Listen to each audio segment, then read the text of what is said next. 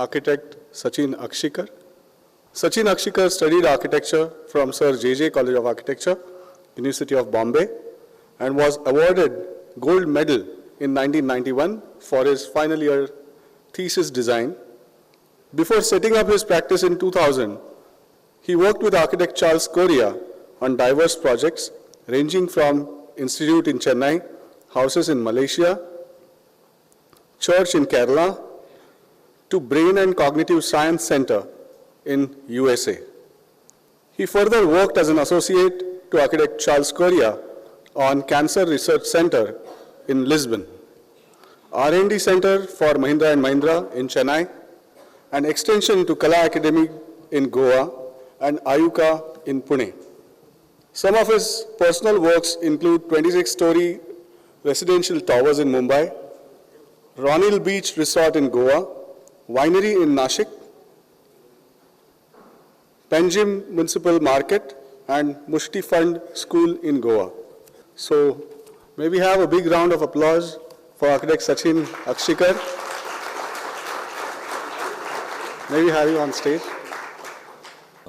Very good morning, and I would like to thank Aesa for inviting me today. Can you hear me? Yeah. And it's a real pleasure and honor to be here in Pune with so many of my friends sitting here. So when Ravi first asked me whether I could present Charles Correa's projects, I said, look, I'm not even qualified to do that, So, but then when he said that he always wanted to work with Charles Correa and he has seen most of his works, almost 90% of his works, which even I haven't, I thought maybe I could share my 20 years of experience of working with Charles and, what is it that I have learned from him and how does it reflect in my works. So,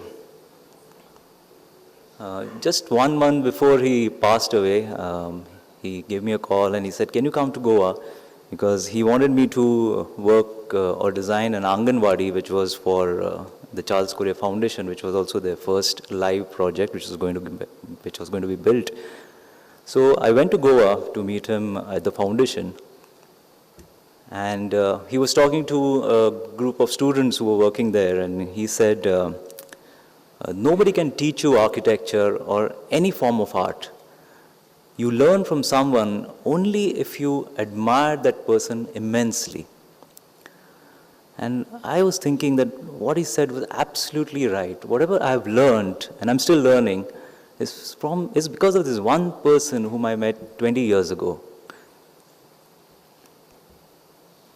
I joined his office on 1st September 1995, which was also his 65th birthday, and very soon I got a taste of his extraordinary energy, his passion, his precision with which he worked, his great sense of humor, and of course his temper. Working under him is an experience which actually cannot be expressed in words. We were finding it very difficult to match the speed of his thought process because ideas and sketches just kept flowing throughout the day, till he left the office at around 8 p.m. And we were struggling till much later trying to produce fresh set of drawings because he wanted to see everything the next day morning. So, his brain was working 24/7 and so was our plotter.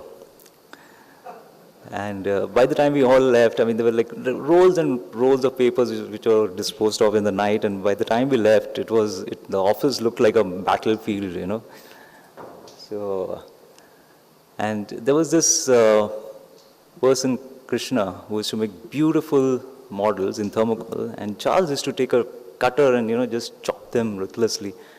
But we saw buildings transform into wonderful sculptures right in front of our eyes. Now, Charles never gave up or compromised. If there was an opportunity to improve space, he would want to do it even if the building was under construction. So for him, design was a continuous process. So we were always under this tremendous pressure trying to coordinate with the consultant, the contractor, the client, and sometimes even with a courier guy. So Yeah, even the Correa guy. And for him, I mean, nothing was impossible.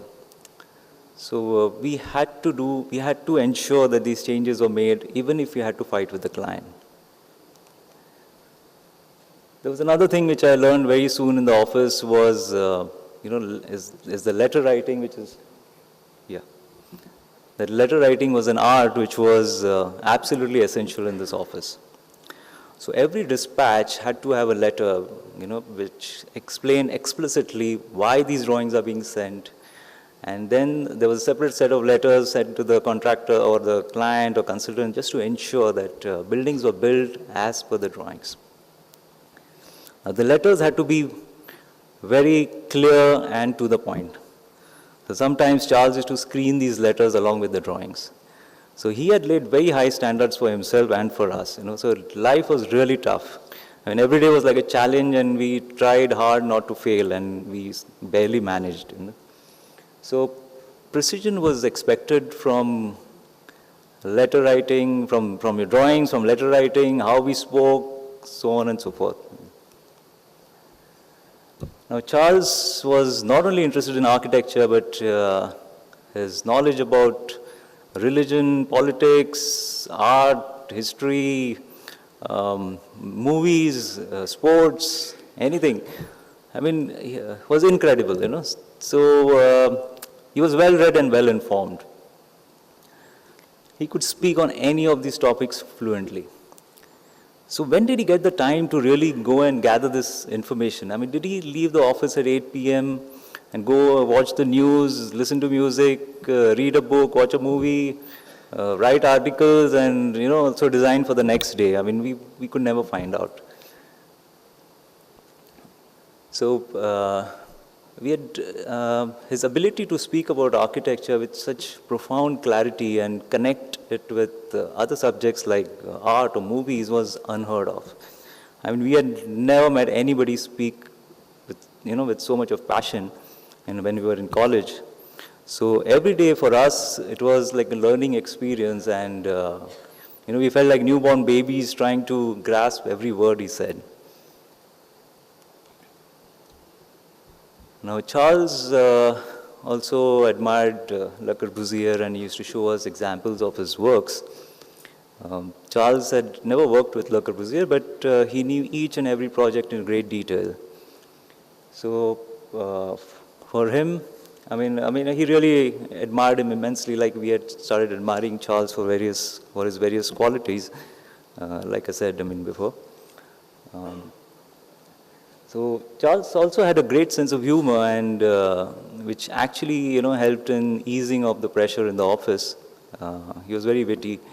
So one day I remember there was this packet which came by courier, and they had photographs sent of a building sent by an architect who had worked in the office. So Charles looked at them and he said, "Look, this is what people do when they leave my office. Haven't they learned anything?" So of course, I did not know what to say, but I made up my mind that I'm not going to send any photographs to Charles when I start my own practice. So, and then he went on criticizing, and he found like 120 faults in the building, and then he certainly laughed and he said, "Thank God Le Corbusier is not alive. I mean, he would have said the same thing if he had seen my work." So. According to Charles, Le Corbusier was a scientist and inventor.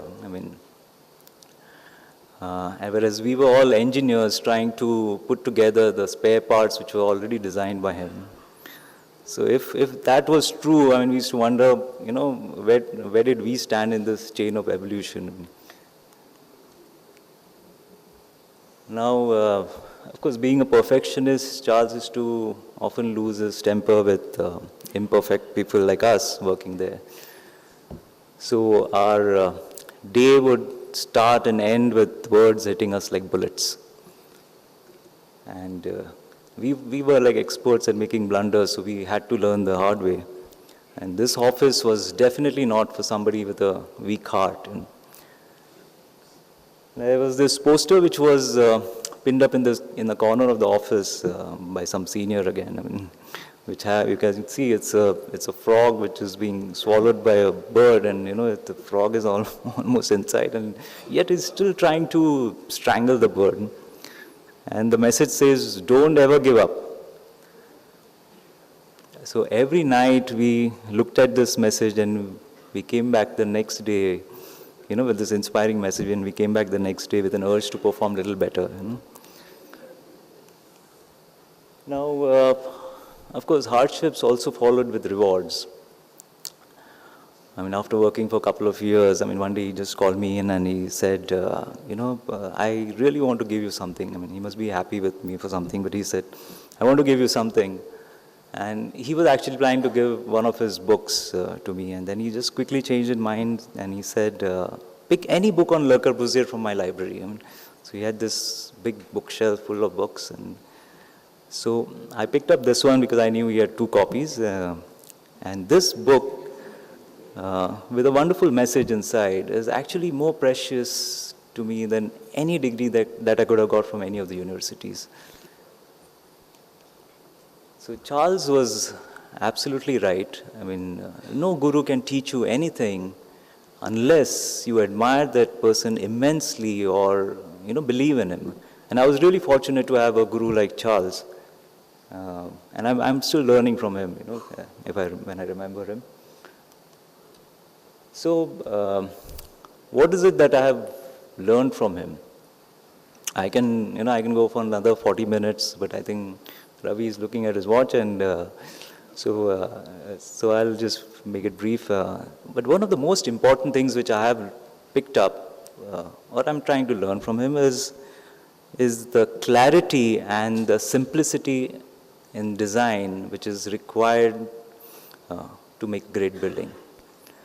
Now, his focus was actually always on the plan and the experience or the spaces inside. It was never on the elevations, or he never looked at a building like a sculpture or a form of art. It was always on the experience. So when he called me to Goa to design this Anganwadi, which was the first live project which was going to be built, and the government was actually planning to use this as a model to replicate in other villages of Goa. He said, "Look, the reputation of Charles Correa Foundation is in your hands." Now, this was enough to make me quite nervous. So Anganwadi, as you know, is like a small play school. It has a multi-purpose hall and a little kitchen and toilet block, a creche. So it's not a very big thing, but still I was quite nervous. And when he said that, and when I came back, I started working on it. And the next day I sent him a sketch, a plan. And I said, this Anganwadi is basically like a big veranda, open from 3 sides, and which will allow cross ventilation and bring in light. And there are 4 rooms in the 4 corners which could be locked. They'll have doors and everything. And the building is oriented towards a big rain tree, as you can see at the bottom. So there's all these openings are in line with those with the rain tree. And it's not facing the road. And the children would play below the tree or under the tree or inside, depending how the weather is. And from outside, it looks like this, just a box, with these large openings. I sent him these sketches, and I waited. And then all kinds of thoughts were crossing my mind. Will I pass? It was like waiting for a final year thesis results or something.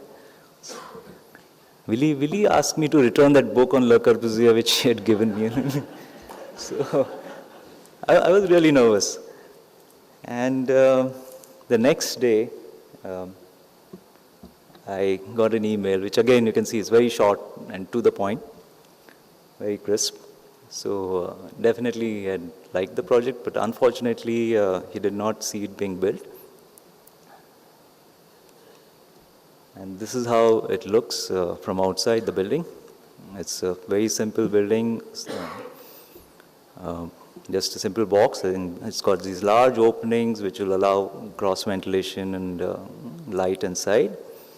It's painted bright red because just to make it attractive for the children, and also I think it goes very well with the color of the soil in Goa and the trees around. We designed this logo just to give it an identity because the intention was to repeat this building several times. And I like the way the shadow falls on the wall, which keeps changing throughout the day. So it's an extremely bold building, small structure, but really stands out, I think. And that's the space inside. Actually, I did not want the grill, but then it was requested by the client because they were worried that it will be misused in the night. But I think without the grills it would have looked wonderful to have, it's the veranda as I called. And we had a small space at the back which is cordoned off with a low wall for the children to, maybe learn some gardening or something like that. And you can see it's like flooded with light, it's a happy space, I feel, very simple. And that's the side which faces the main road, and you can see the big tree on the right hand side.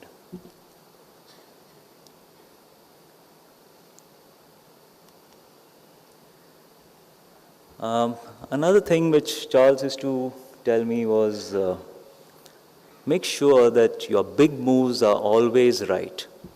Then everything falls in place. Basically, you should be like a good cook. You should know what is it that you're making.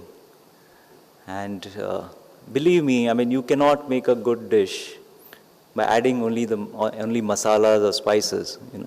In fact, you should remove everything that is not required, not even a pinch of salt, extra pinch of salt. Remove everything and let it be as pure as possible. And that's the way he designed buildings. So there's this cancer research center which he had designed 10 years ago. And I was working as an associate on this same building. It's a beautiful building. It's got these lovely curved walls and cladded with stone and all that. It's very popular in Europe. And you can see that there are almost 1,000 patients, cancer patients, visiting this place every month. So from all over the world. So it's quite a prominent building. You can see it there. It's quite big with this huge curved walls. And 10 years later, I got an email from the same client, Shampalimo, asking me whether I could design a hospital for pancreatic cancer. Now, when you're designing a building next to, like a landmark building like this, you have to be extremely careful. You cannot afford to go wrong. Yeah? And this is where the big moves have to be absolutely spot on. So it was obvious that whatever I do had to, be in sync with this with the old building, and it had to follow the same language, the same architectural language, and the same material palette and things like that. And it also had to look like, this new building was always designed with the other buildings, and only thing it was built 10 years later. So that was the whole intention. Also, this building being for patients suffering from pancreatic cancer, which doesn't have a cure, it was also important that the people coming here and their relatives had to feel very comfortable, and the whole environment should be such that they feel calm and relaxed. It shouldn't look like a hospital building. So one of the most, the important things in Lisbon is basically the sunlight and the view of the ocean, which is there. Which had to be kept in mind. And what we introduced in this building as an element was water, because the other building already has the courtyard with trees and all that. But this time we used water as an element, which is a very prominent element, which has been, which has become the main feature in this building. This building is under construction now. So this was our plot, almost like a triangular plot where you can see these white buildings are actually designed by Charles. And they have this very prominent curved walls, thick walls, which give it shape. And my site is next to it, which is in orange over there. It's a rectangular site, quite narrow compared to what we had. And the main road is at the bottom. So the client wanted to build around 20,000 square meters of built-up area, and they also told me that maybe you should use only 50% of the plot and leave the 50% for future expansion. Now, just to make my life easy, I mean, they just picked up this building on the left and placed it on the site, and they said maybe you could, add 5 floors or 6 floors, whatever you want. Now, that I felt was completely wrong. I couldn't design a building which was taller than the main building, which was just 4 stories. I mean, that would have been an absolutely wrong move, I would say. And then having 5 buildings, like one which I was designing, another one which will come up in future. I mean, it was completely wrong having 5 buildings like that. So I was wondering what to do next, and I remember Charles saying, do not be afraid of losing a project, and that will give you the confidence not to compromise if you're not convinced. Now this project was too good to lose, so but I still wrote to the client saying, I feel this is not the way to go forward. What we really need is a building which is lesser in height, maybe 3 floors, and what it really requires is one sweeping curve, a very gentle curve which sort of guides you towards the other buildings.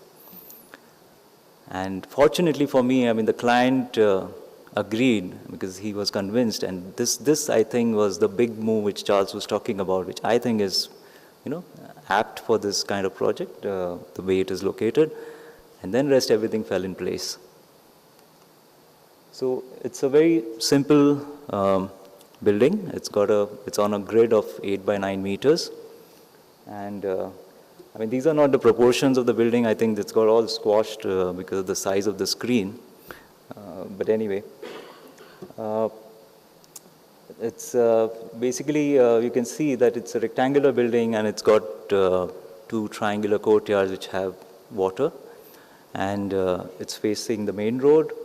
And this entire ground floor has been raised by 3.5 meters because of the high water table, issues. And so we have 2 basements below this. And there's a ramp which takes you up from both sides, right in front, which is concealed behind a straight wall. And you enter into the lobby, which is, which has glass on 3 sides, and you can see the water. And then on the left-hand side is actually the day hospital, the consulting rooms, and on the right is the research labs. And people can actually, step out of the building and sit under those trees next to the water body, because the light and temperature in Lisbon is wonderful almost throughout the year. And that's the first floor, which has rooms on the left-hand side, patient rooms, which are facing the courtyard, as well as at the back. And at the back is basically the view of the ocean. And some of the rooms at the back, they also have a strip of water body right outside the glass. And on the right-hand side are the operation theaters and the ICU rooms. And that's the first basement, which is actually like a stilt area, but you don't realize, and you can enter it directly from the road.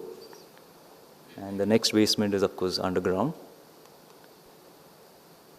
And that's the section. As you can see, it's the whole of ground floor is raised above the road by 3.5 meters, and then we have the first floor, which are the patient rooms and all that. Above that is the services, which they call it as penthouse, and below it are the 2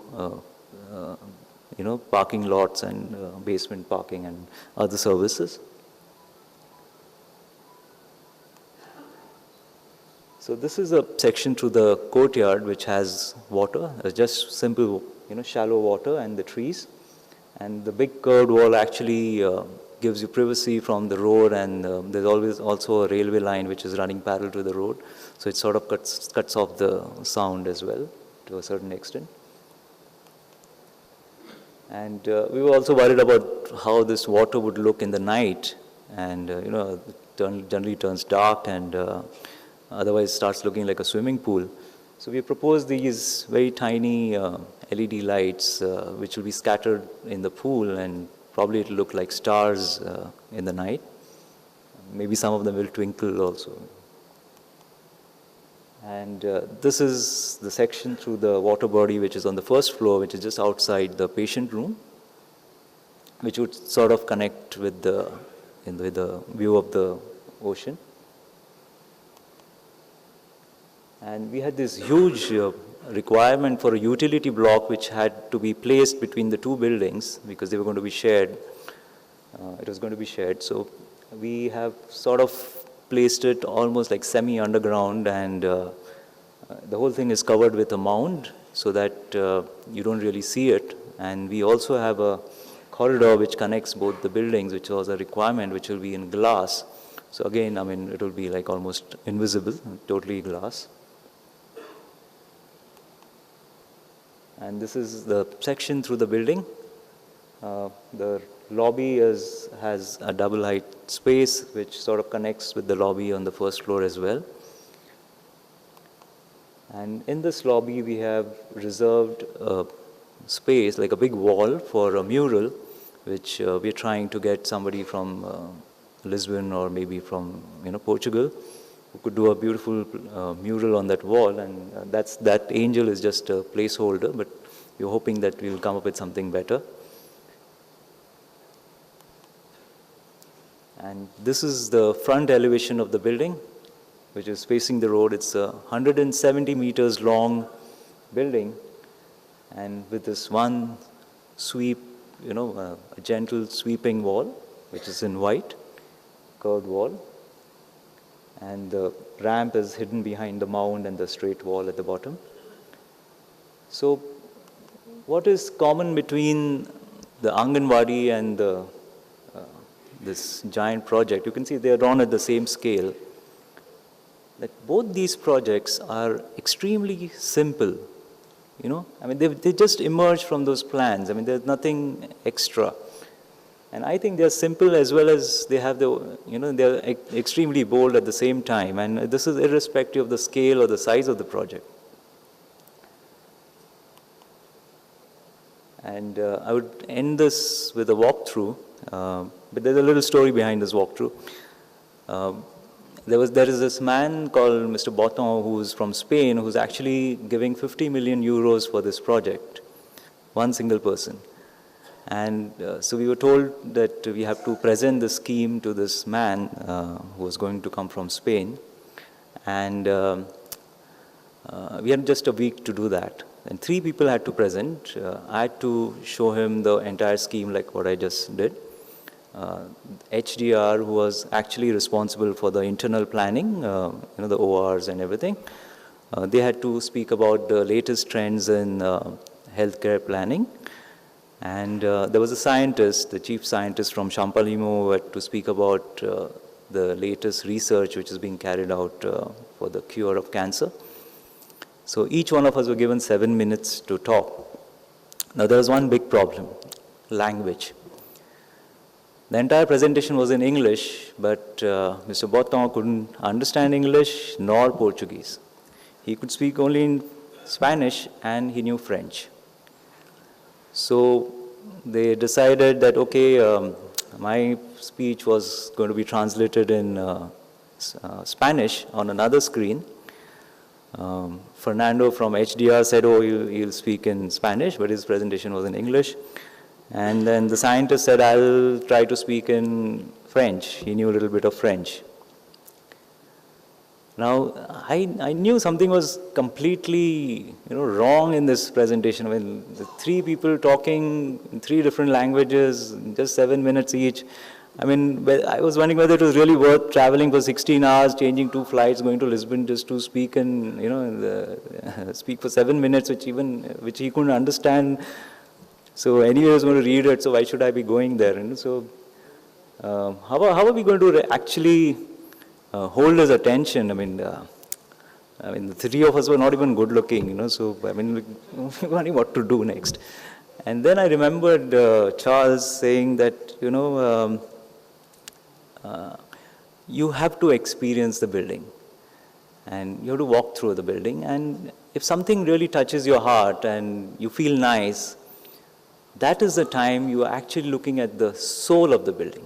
And that's very important. So, as a desperate attempt, we tried to make a walkthrough because making a model was also not possible. And so we tried to make a walkthrough in SketchUp, which was done in the office by one of the students who was working there. But this walkthrough, which has no language, but just music, has really captured, I think it has really captured the essence of the building, or you can say the soul of the building. And at the end of it, Mr. Botton and his wife were quite pleased to see it, and they clapped. So I hope all of you will also like this walkthrough, which is an amateur walkthrough, I can say, but it's still, it's nice. So I'll just end the presentation with this walkthrough.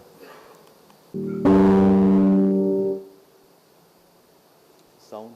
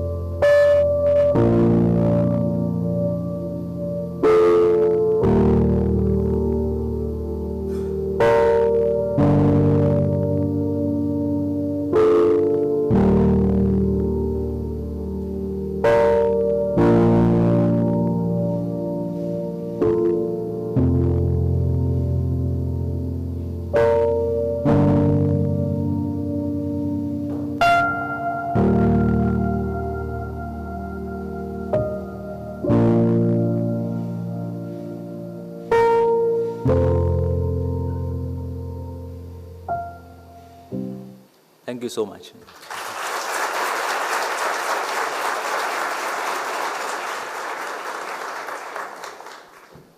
Thank you, Sachin.